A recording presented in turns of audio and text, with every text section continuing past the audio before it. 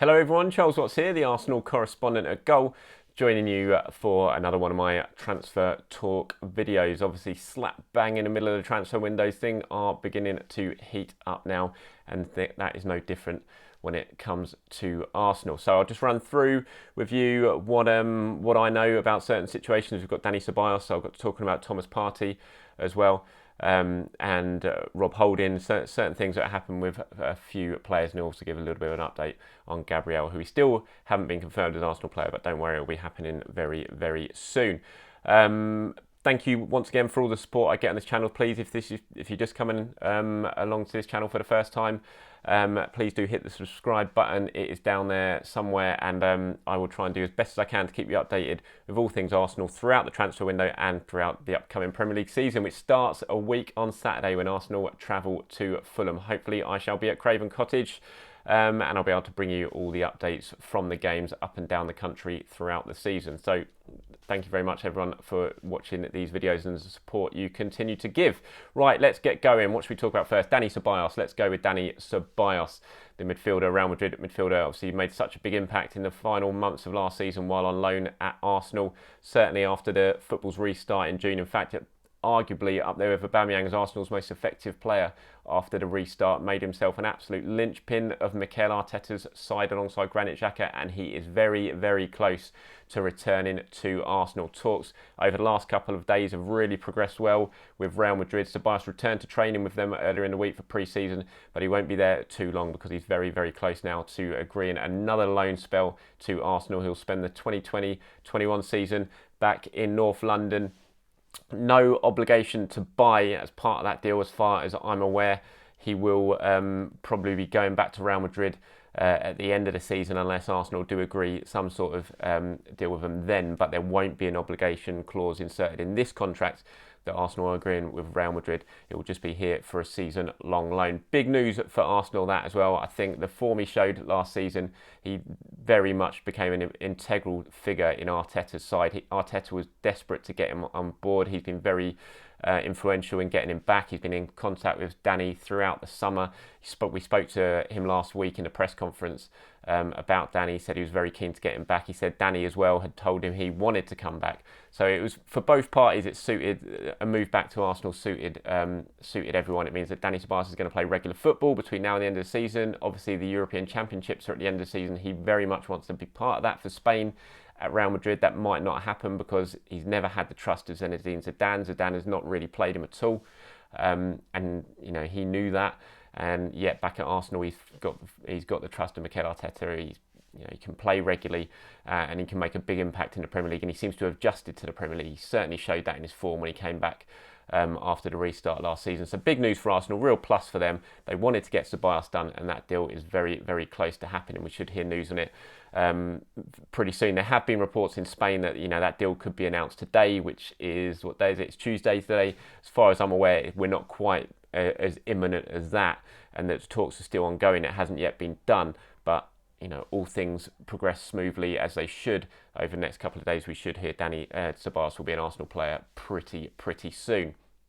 So that's a midfielder that Arsenal want to add, but they also want to add more to the midfield options this season, including Thomas Partey. Look, I've spoken about Thomas Partey an awful lot of times on these videos, not just during the transfer window, but before it as well. This is a story that's run, and Arsenal still very much in the hunt for Thomas Partey. They very much want to bring him to the Emirates, and from what I understand from sources close to the player, he is keen on a move to London. And if the two clubs can agree a deal for Thomas Partey, my understanding is that it's very, very likely that he would then make the move to Arsenal. But, and it's been a but that has run throughout this summer, it's about agreeing that deal with Atletico Madrid, and that is not going to be easy. Atletico do not want to lose Thomas Partey. They want him to stay. They want to give him a new deal.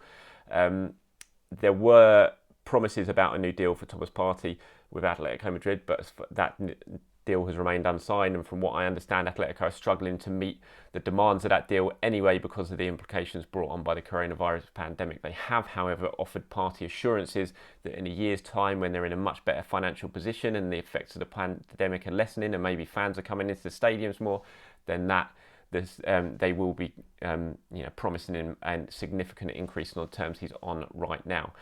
But Thomas Partey is quite happy to be patient at the moment and wait and see what happens. He's happy at Madrid. He doesn't want to force his way out, and he won't force his way out. But as I said, if the two clubs can agree a deal, then he would most likely move to Arsenal, because he is keen on the move to the Premier League. He's keen on a move to Arsenal more specifically. Now, the key to this is what Arsenal can do in terms of outgoings over the coming weeks. We've not really seen outgoings yet. We saw Mkhitaryan leave yesterday. That contract was cancelled a year early by mutual consent, so no transfer fee for Arsenal, but a saving in terms of the wage bill of around £9 million over the next year.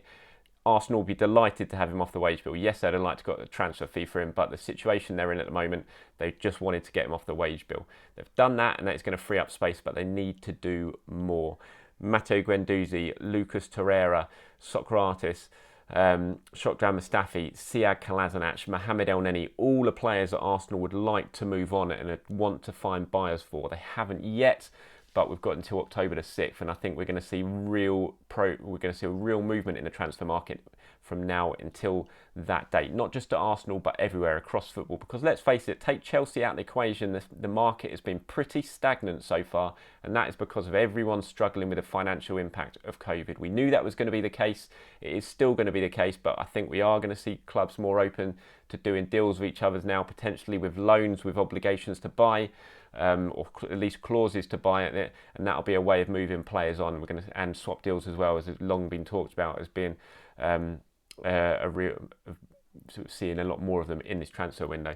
Now, Arsenal need to move players on. Those players I listed, they need to try and get players off the wage bill to lessen that wage bill, but also bring in transfer funds that they can then spend on getting some of their targets in. And that, as I've said before, key target is Thomas Partey. There is interest in Houssem Aouar. We know about that. At Lyon, as I've said before, I still think that one's going to be a very difficult one to do, just because it's even more expensive. You know, Arsenal are struggling to pay the money they need to for Thomas Partey, and Aouar's going to be more expensive than that. So I still think that's a difficult one for Arsenal to do, especially if Lyon don't accept any sort of swap deal, which at the moment it doesn't look like they will. So I think Thomas Partey is still the more likely option in terms of really bolstering that midfield option. But it's still all about getting that release clause. Atletico is saying to Arsenal, look, if you want him, pay his release clause. You know what it is, £45 million, 50 million euros. That will get you Thomas Partey. Arsenal are not in a position to pay that release clause right now. If they can move players on between now and October 6th, then that might well help them.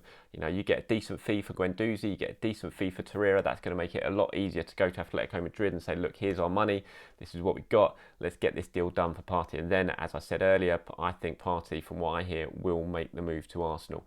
So although it's been a long-running saga when it comes to Thomas Partey, it's a saga we're going to see continue for a little while yet. Gabriel, look, don't worry. I've had so many questions. I said this in my last video. I've had so many questions about Gabriel. Just don't worry. It's going to be announced.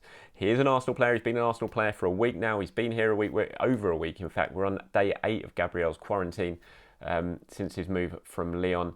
That quarantine period, 14-day quarantine, will end next Monday, and that's when he'll be fully able to link up with the squad. The announcement will come. It's just a case of Arsenal doing it. So don't worry about that. As far as I'm told, Gabriel was even at London Colney yesterday on Monday, albeit under very strict medical supervision, because he was allowed in there to take part in the COVID testing, which all the players have to go through as we build up to the new season. So Gabriel's even visited London Colney during his quarantine yesterday to have his COVID test. So he is very much an Arsenal player. Just wait for the announcement. It will come. Don't worry about it. Still waiting for Aubameyang as well. I talked about that in my last video, so I'm not going to go over it too much yet. You can find that video down below. In terms of Aubameyang, it's kind of similar situation to Gabriel as far as I'm aware. That deal is done. We're just waiting for an announcement, and hopefully, fingers crossed, we'll be hearing that soon, because it'll put everyone out of their misery from waiting to hear that Aubameyang has signed his new 3-year contract and will be part of the club for a long time yet. So there you go. That's my latest update for you. I just thought I'd pop on and talk specifically about Ceballos and Gabriel. I hope this video, as you found it informative, and if you have, and if you are a new subscriber to it, like I said, or a new follower to this channel, please do hit the subscribe button, and I'll try and keep you as updated as I can as the transfer window progresses. Thank you very much for watching, everyone. Please do head over to goal.com. I've got a story on there. I'll drop it in the description below as well regarding Dani Ceballos with the full story about where Arsenal are in terms of that pursuit. And head over to goal.com as well, and keep bang up to date with all your Arsenal news. You can find me on Twitter as well at Charles_Watts. Thank you for watching, everyone. Speak to you soon.